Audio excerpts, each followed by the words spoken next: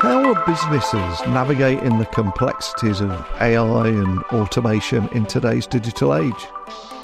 Well, in this episode, I'm going to be joined by a very special guest. His name is Sudhir, and he's the president of LTIMindtree. And they are a leading provider of technology and consulting services across diverse industries. And by that, I mean everything from financial services to retail. As a company right at the forefront of digital transformation and helping companies build resilience and foster growth through innovative technologies, I want to learn more about the kind of conversations they're having with business leaders. What are their challenges? What are the opportunities that are being presented by things like generative AI? And what is the impact of digital transformation on industries and workforces? And if we've got time, I want to learn more about why investing in advanced technologies in everything from AI, quantum computing and robotics is essential for both sustainability and long-term success. It's a huge topic, this one. So I want to learn more about how businesses can effectively harness these technologies and ultimately stay competitive and resilient. So buckle up and hold on tight as I beam your ears all the way to London here in the UK, where my guest today has done a lot of travelling, but luckily for us, is immune to jet lag. So let's get him on the podcast now. A massive warm welcome to the show. Can you tell everyone listening a little about who you are and what you do? Thank you, Neil. My pleasure to be here today. I am Sudhir Chaturvedi. I am the president of markets at LTIMindtree. I'm also a member of the board. What that essentially means is that we have 10 business units in the company that provide services to clients. And my role is to ensure that the promises that we make to our clients are kept as we serve them. I represent LTIMindtree, which is a consulting and digital solutions company. We have just over 82,000 people globally. Revenue is north of $4.3 billion. And we've been one of the growth leaders in the industry for the last 5 years or so. Well, it's a pleasure to have you on the podcast today, and I'm interested in diving into some of your insights. And also, you've got the ear of so many businesses and professionals around the world.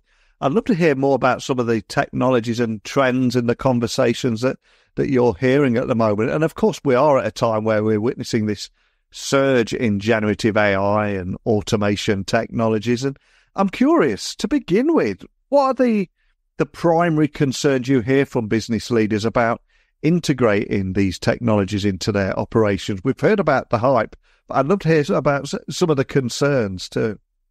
It's a great question, Neil. And frankly, this is the number one topic of discussion with leaders, whether they're technology leaders or business leaders in the world today.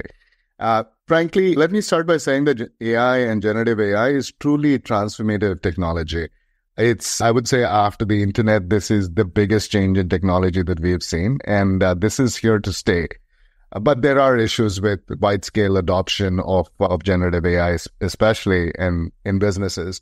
And I would break it up into sort of 4 broad areas. The first one is trust. I think the accuracy of the output that is generated by AI is still under question.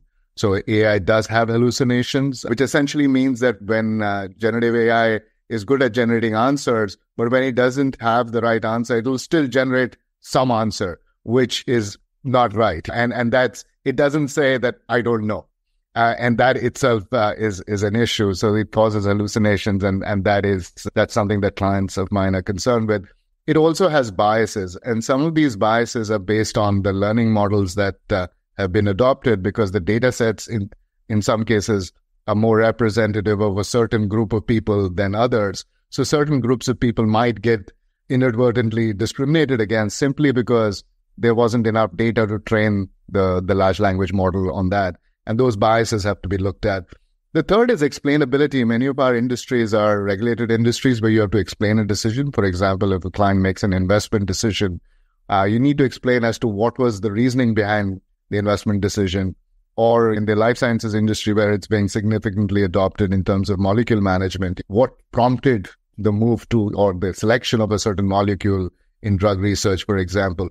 So all of those things need to be explainable. And right now, the explainability is still not completely there. So all of these areas cause essentially an issue around trust, completely trusting the technology, but it is getting better, and we will reach a stage where these things will be overcome. There are security and confidentiality concerns as clients look to, for example, put their own data into using generative AI, especially in some of our clients are using it to write code, for example. So you're putting your intellectual property in a tool. You want to make sure that it's completely safe and secure. I think in this place, we've made a lot more headway. I think security and confidentiality concerns will be addressed quite shortly. Regulation is still a big one. Neil, I think this is where I find many of the business leaders quite concerned because, frankly, the technology is far ahead of the regulation today. There is regulation in the EU. There is some in the US as well. There are guidelines that have been provided by the Biden administration. There is rules coming out of India, China, and various other. So there is firstly the harmonization of regulation itself will be something that we will need to look at. But this is a key for us. Financial services is 38% of our revenue, both banking and insurance, and these clients are in heavily regulated industries. So this is key. And last but not the least, though this sometimes gets overlooked in the hype, is the cost. So the cost of AI is quite high. If you look at the costs, because we pay for the usage of these large language models based on tokens, and tokenization can be quite expensive, especially as the way different large language models charge there's a very wide variation in what you pay for a ChatGPT 4 versus what you pay for some other AI or large language models. So I think that is increasingly as clients look for wide-scale adoption, because once you go in, then there's no going back. So you need to worry about the costs in the long term as well. So quite a few areas of concern, but the technology is headed in the right direction. We are actually, I think my personal view is that the regulation will be the one that will need to catch up soon enough for it to enable wide-scale adoption. Yeah, I completely agree with you about regulation and also the arrival of AI and how it's the biggest thing since the arrival of the internet, and it's not going anywhere. And with digital transformation already becoming a strategic necessity for every business, I'm curious, how do you see this reshaping the workforce, particularly in sectors like retail and financial services? Because again, there's equal excitement and concern and caution. There's so many different conversations around this too, isn't there?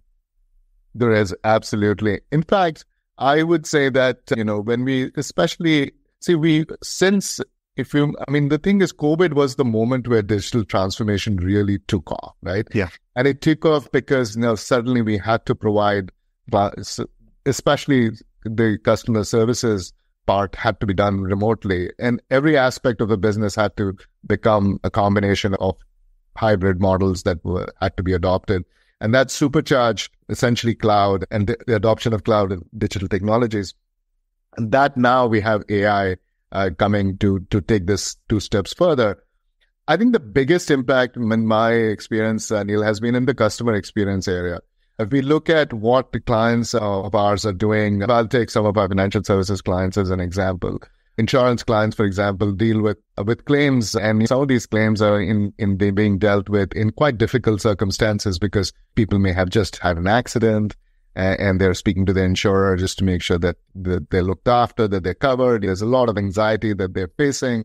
And what would be great is if these people were able to reach a human, the moment, or a person to speak to, the moment they made the call, rather than going through an IVR system, that the person was engaged with them, was speaking to them without necessarily having to put them on hold for multiple times to just type out what was the conversation or to understand what's going on, to really provide reassurance in mostly sort of difficult circumstances for the customer. And if you look at how AI is helping with this, one of the things that we're doing with one of our insurance clients is that the AI is essentially transcribing the conversation and is able to understand what actions need to be taken. So the agent can actually converse directly with the customer and not worry about taking notes or taking actions. And at the end of the call, it summarizes like a co-pilot summary to say, okay, these were the agreements, that this is what we agreed with this customer on the call. If they agree with it, they can just tick it and they move on. Now, the advantage of that is that the call time reduces as well as the customer experience improves. Now, businesses can use this one of 2 ways. They can say, I can have fewer agents to provide this service, Or I can get to a stage where every customer who calls does not need to go through an IVR because they can directly connect with a person because I have more time available because these calls are now of shorter duration. And I think our clients are taking the second approach because they're finding that, the people who are calling in, or especially contact centers, do really expect that experience to be first time, the experience to be personal.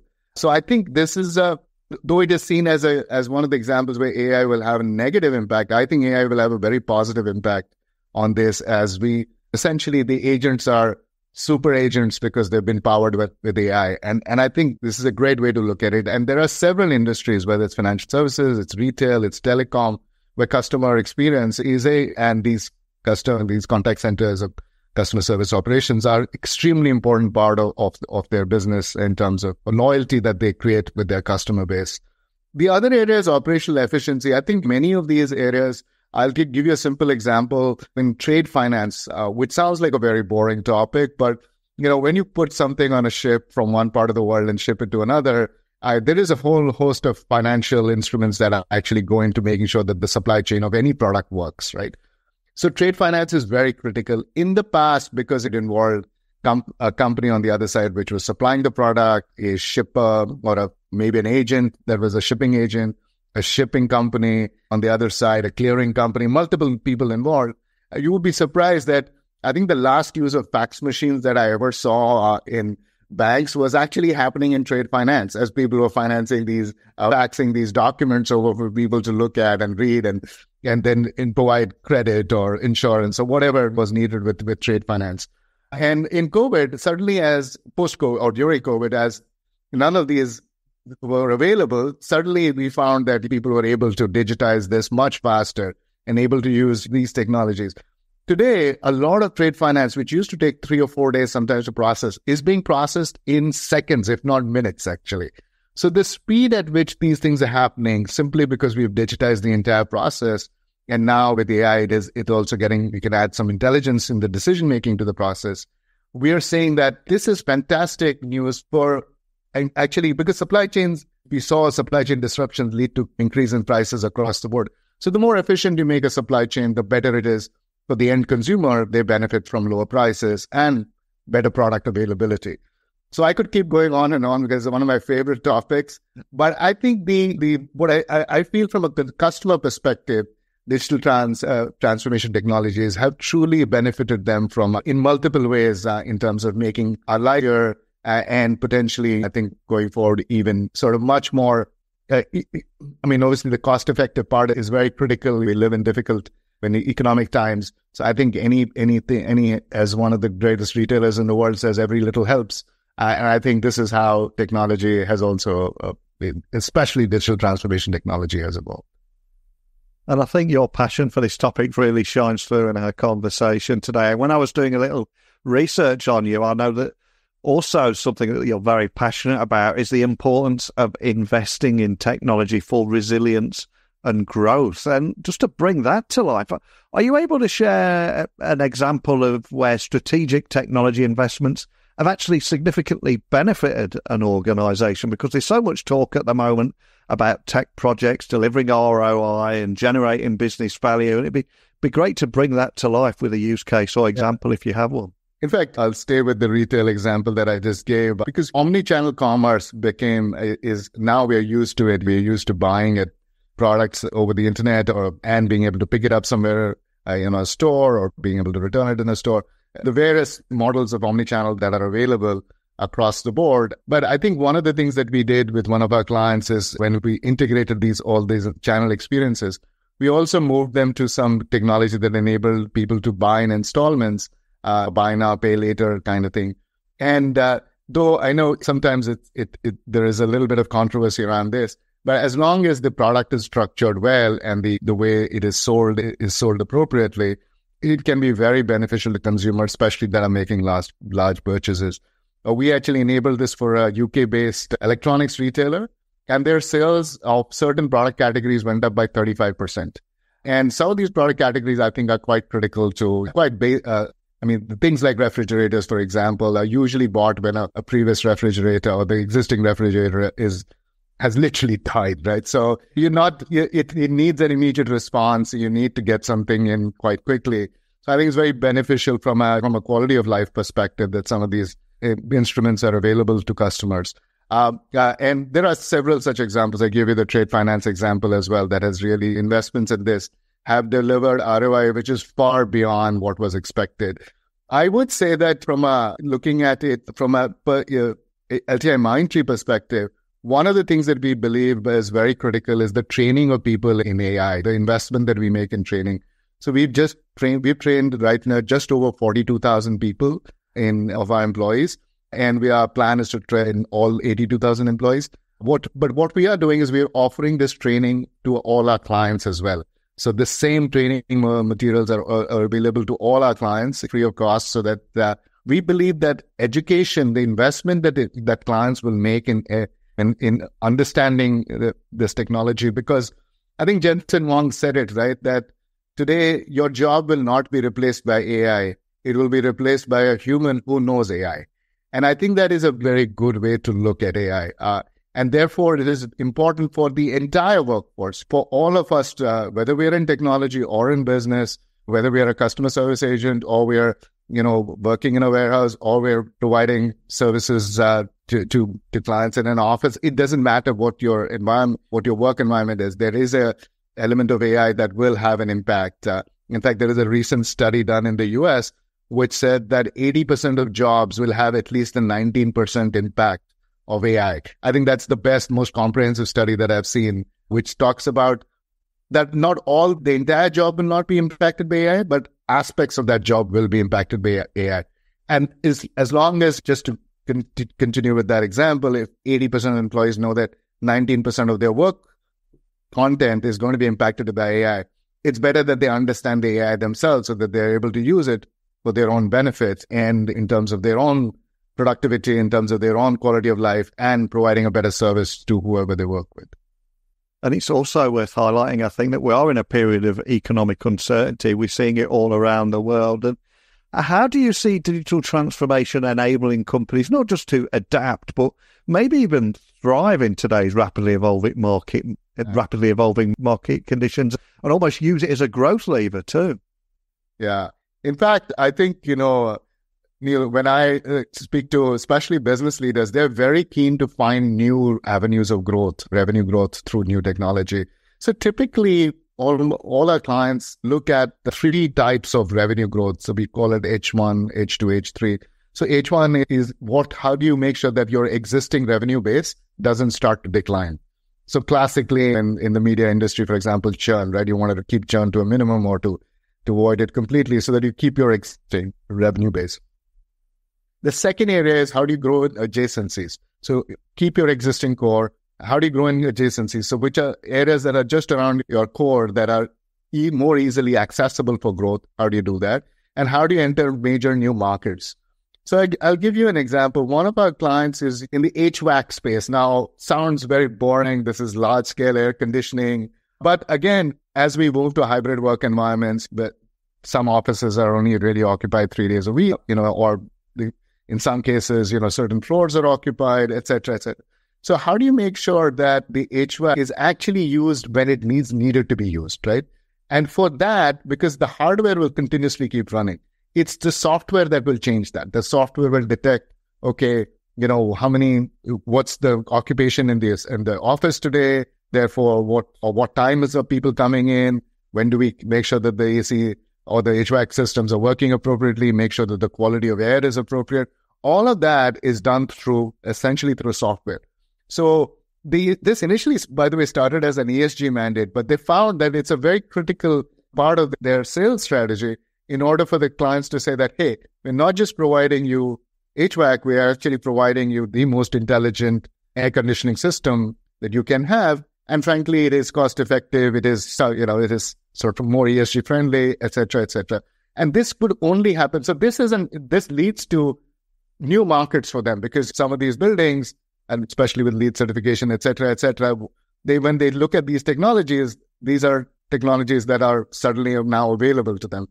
So I think these are new revenue streams on existing product lines that are created, which I always find fascinating. I love so-called boring industries which do really cool things with technology that actually make them grow much faster. In this case, this company added about 15% to their top line simply in terms of how they were able to do that. And frankly, changed the positioning of the company because they suddenly now seen as this digital HVAC company. And I think that is quite an interesting example of how people have achieved this.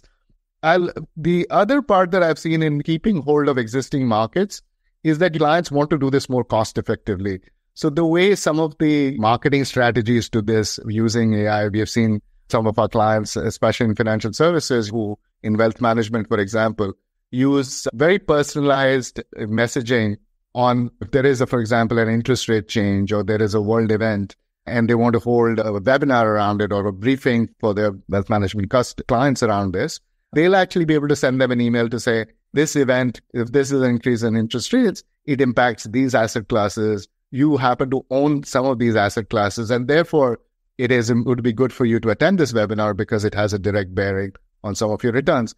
Now, if you think about it, it's a phenomenal tool because anybody who reads that, assuming they don't get completely creeped out by like, oh, wow, this is a little too personal for a webinar invitation. But, this is a trusted relationship with a bank, I would assume. So your likelihood of attending this webinar is much better. And if you do that, then your likelihood of speaking with your advisor to make better decisions about how you manage your wealth is also better. So it benefits everybody all around. And that's a great example of how you can essentially use very hyper-personalized technology to keep hold of your existing base and perhaps even grow it. So I think those are the kind of examples that clients get very excited by to say, this was not possible before. Before, you were not able to send an individualized email to every client, but today you are able to do that.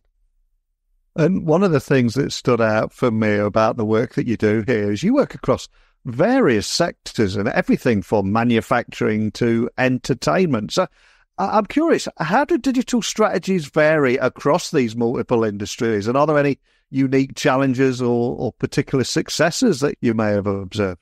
Yeah. In fact, let me take the media and entertainment industry, Anil, because I think that's one that we are all very familiar with. We consume content all the time. I'm hoping that this podcast will be consumed very widely as well. But I think if I reflect on this, I was at the Super Bowl this year. I was lucky enough to be invited by a client of ours, Paramount, that actually broadcast the Super Bowl there. And of course, it was really all about the broadcast and the streaming. And streaming has taken up a lot of most of the conversation around digital technology in media has been around streaming. But I think, as I said, I love more boring aspects of technology. But the way broadcast technology itself has changed, broadcast has gone from these essentially satellites and, all of these antennae in various places to actually moving to the cloud, which has resulted in a massive change in the way content is made available. The same content is made available to various people across the world. And that has really led to the change. In fact, the combination of that has created an entire new area called the content supply chain. And it always existed, but now it is a digital supply chain of content that is available. And that has an impact on people who create content. So content creators essentially get paid through a concept called rights management. And now that rights management also gets digitized. Now, why this is important is now when you stream a certain piece of content anywhere in the world, say a television series, the rights management determines as to which part of the world you can see it in, which part of the world you can't see it in. It also determines how that supply chain is made available. If some places there's advertising with it, then it goes with advertising. Some places there's no advertising, so it goes with subscription. So all of these various combinations are now available to everybody around the world. It's only enabled because of digital technology. In the past, with traditional broadcast technology, traditional supply chain, traditional rights management, you would never be able to do this. And I think this is because we are in a content creator world where content creators are essentially driving this revolution. And the better the rewarded they are and the more widely available their content is, it'll actually make the streaming business grow faster. So I think you can look at the streaming business in terms of tech, but you can look at it in terms of content creators to say, okay, how do we best help content creators to create this? And that's our mission, to actually take great content and make it as widely available as possible with every bit of technology that is involved in that process, which is essentially digital technology. And now we are, of course, in all of these aspects, infusing AI in it. So I could go on. Again, media is it's a fascinating industry because it has adopted new technology very quickly. I'll just end by saying that our focus is on making sure that people who create great content are the people who actually benefit most from it, and therefore keep creating even greater content for all of us to enjoy. And in terms of boardroom priorities and AI investments, but a lot of businesses are challenged with doing more with the same budget at the moment. So when it comes to executive decision making, how high is AI investment on the agenda from the conversations that you're having? And have you noticed any shifts in boardroom conversations over the last year? I know from the tech conferences I went to last year, there was a lot more caution and concern, and let's see how this pans out. To this year, things seem to be moving much quicker. But what are you seeing? Absolutely. I completely agree with you. I think we are seeing an acceleration towards this. A lot of this conversation is led by AI. That is because clients are asking, for example, our chief information officers and chief digital officers, who are our chief marketing officers, who are our main clients, are getting asked these questions by the board as to what is our AI strategy. But I think now what I'm saying, Neil, is more recently is what is the technology? How does AI change the technology strategy and the business strategy of the company? I think it has moved from knowing what to do with AI to making sure that AI is part of everything that we do in business and technology. And that is a very good way to look at it. And that makes those investment decisions more long-term, more sustainable. Because if purely AI, if you just looked at AI and started playing with it, it led to a lot of proof of concepts, and it became what I call the shiny object thing. You do a few shiny object projects and you get very excited about them, but in reality, you're not deploying them large scale in production. And unless you deploy them large scale in production, it doesn't really generate new revenue, or it doesn't really make an organization more operationally efficient. So therefore, I think infusing it with the technology and business strategy is the best way forward. And that is what I'm seeing today. Clients are obviously interested in the revenue growth aspects that we just spoke about. There is operational efficiency to be gained. There are lots of tasks that are done, I come from a financial services background, so I have a little bit of bias towards examples from that. But if you look at the speed of underwriting today in terms of insurance, especially of a large commercial property, it takes a few weeks, if not a month or a couple of months sometimes, to underwrite. Now, if you've got better technology availability, especially AI, which is fantastic at information summarization, is the ability to read through multiple documents and summarize them is one of the best attributes of AI. Then you can underwrite faster. You can automate that process faster. And it helps the underwriter, it helps the insurance company, and it helps the company that is seeking insurance as well. So all of those aspects. So operational efficiency, very high on the agenda, but also the downside risks, right? So what if we don't do this? Or what if we don't do this fast enough? Or what if we do this and we get this wrong? And I think it is good to have this well-rounded discussion around, yes, we see the opportunities and we should capitalize on it, but let's also understand the risks and address them appropriately, which is why we keep telling our clients that create a very strong Gen AI foundation, creating a technology layer within an organization, which is the foundation for AI. And that then becomes infused in everything that we do. In the LTIMindtree model, we have 23 building blocks to create foundational technology for AI. And I think this is very important for clients to adopt. There are other options also available, but it's important for clients to build that AI foundation within their organization. Then they'll be able to address some of these boardroom priorities in a much more effective manner.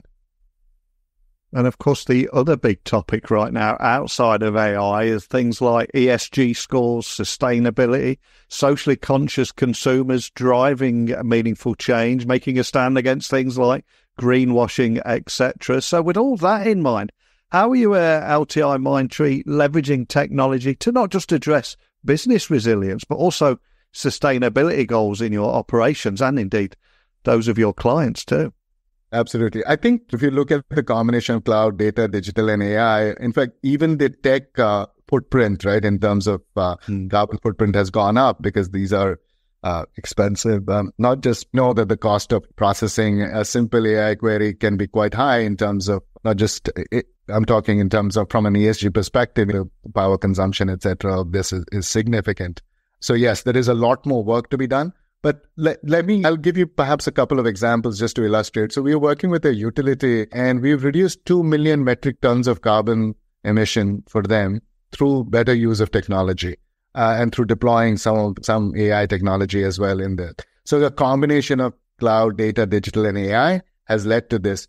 And that is a significant reduction for this particular utility. And utilities themselves are sort of high carbon in industry even now as we move to renewables, as that shift is happening. So you can do it through two ways. You can reduce your own carbon footprint and you can then add more green energy so to become carbon neutral. And that's the combination that we're working in. I spoke to you a little earlier about my own travel, and I think travel is again a major source of carbon emissions. So we've launched something along with Thomas Cook, which is called Green Carpet. And Green Carpet essentially measures individual carbon emissions through flights all over that one takes, and people are able to then calculate what their personal carbon footprint is like, what the organizational carbon footprint is like. This is quite a simple technology, but once people are aware of information, it's a bit like if you're wearing a watch which counts your steps, you're more likely to do something about it. So it's continuously giving you information as to what the carbon footprint is and therefore how to address it. And if we can get millions of travelers which corporate travelers, which are our target market here, to even reduce their carbon consumption by a bit, you can see that the benefits will be significant. So, and this is easily deployable technology. And last but not the least, I think that the whole, we have a lot of operational technology, which we call OT, or which is the Internet of Things, for example. So there are factories, there are refineries, there are power generation plants. Many of these are very old. Some of these are high carbon generating facilities. So there is this whole move to Industry 4.0. But what we believe is that the IT and OT integration, if you integrate information technology with operational technology and do it well, infuse some AI in it, you can modernize these plants at a much lower cost and with a very significant ESG footprint. So if you imagine the millions of factories all over the world can all produce a little less carbon if you just use better OT and IT integration. And that is one of the things that we are working on, again, on the less glamorous part of the world. But if you calculate the cumulative impact of what can be achieved, it is very significant. So today, we're working with about 20 refineries all over the world to reduce their carbon consumption by 10%. And that's tens of millions of metric tons of carbon reduction. And those are the kind of things that we're focused on. This is a very clear agenda for us as a group as well. We won an award recently for our ESG reporting. And as you said, our employees are very passionate about this. I think what I love about getting to work every day at LTIMindtree is that we essentially leverage new technology to grow. But what we're looking at to see is what are the benefits of new technology? It's not technology for technology's sake, right? How does it really benefit society? So one of our mantras is how do you solve for society? So when we look at anything that we do for our clients, we always have that lens to say, how is this solvent for society? And if you permit me, and I have an example from AI actually. I feel in a way a little sad to even describe this, but it is the reality of the world that we live in. Unfortunately, there are millions of refugees all over the world today for various reasons. And each refugee, most of these refugees are housed in refugee camps in certain locations all over the world. And each of these locations, refugee camp locations or these refugee zones, has their own rules and policies and funding mechanisms and what the government that is hosting these refugees has agreed to and not agreed to, what the funding agencies have agreed to or not agreed to. There are various policies, rules, regulations that determine every refugee camp and zone. And what happens is the people, for example, and this work is for the UN High Commissioner for Refugees, this is the work that we're doing for them, is to see that the UNHCR employees are in any refugee camp or zone are able to make sure that they know exactly what budgets are available, what rules are there, what policies are there, what they can do, what they can't do, and they have this real time available with them. So because the moment sometimes they make an error inadvertently, and some funding agency will pull some funding back because it didn't fit that in. And that's essentially a small error can lead to a large impact. And we want to make sure that we are compliant at all times. But by doing so, what it does is it makes sure that the camp, these refugee camps, we make life a little easier for the refugees by making sure that all the UNHCR employees have access to all the information that they need to carry out their tasks without error. And this is, it's an information summarization use case, as we call it in tech terms. But in reality, it is making the life of every refugee in that camp a little easier. And we are doing this work right now for 2 million refugees. It is not exactly ESG, but I think it is socially very important that we also use technology to do things that benefit those who are most in need of help. It's a powerful moment to end on. But before we do, if I ask you to look ahead, we're already halfway through 2024, which blows my mind. But looking ahead, what do you think the next big innovations in technology will redefine industry standards and business practices? Where do we go from here? What's next? What's next? It's a great question, Neil. I've been in this business for almost 30 years. I can tell you, I've never been more excited to be in technology. I think this is the most exciting time to be in technology. I'll just paraphrase, I in fact quote Sam Altman when he says that ChatGPT 4 is the worst version of ChatGPT you will ever see. I think AI is literally getting started. Somebody described it as a toddler right now and very fast moving to becoming an adult. So I think we will see massive leaps in AI itself. In addition to this, I'm very excited about quantum computing. I think people have today, of course, the biggest fear, one of the fears of quantum computing is that existing encryption is likely to be broken by quantum in the next 3 to 5 years, and we have to protect ourselves on it. I think there's a very important role for governments to play in terms of making sure that encryption, which is the cornerstone of all security, information security in the world today, is not impacted by quantum negatively. But quantum will make massive leaps in optimization technology, which is needed in order for us. We just had this ESG conversation. I think quantum can play a huge role in that, in every aspect of life. And quantum technology is going to be here sooner than most people think. I think it's going to be here. And I would say robotics. I think robotics is going to come back. I know there is lots of usage of robotics, and we work with industrial robots all the time. But I think looking at robotics in the home and in healthcare, and is going to become, we're going to reach that stage where this becomes, there are several examples. I recently saw something about how a robotic seal is being used in care homes with patients with late-stage dementia or Alzheimer's. And it's actually having very positive impacts. This is it's a very cute baby seal, so maybe listeners can look this up. But I actually think that there will be, so the combination of AI, quantum, and robotics is at least what excites me. But I always tell people that, especially people who are looking, I have an 18-year-old and people are looking to say what to study next. And I keep saying any education in the field of technology, or even if you're studying liberal arts, but understand the impact of technology on liberal arts, I think will go a long way in having rewarding careers in the future, because technology I think the most exciting phase of technology is still to come.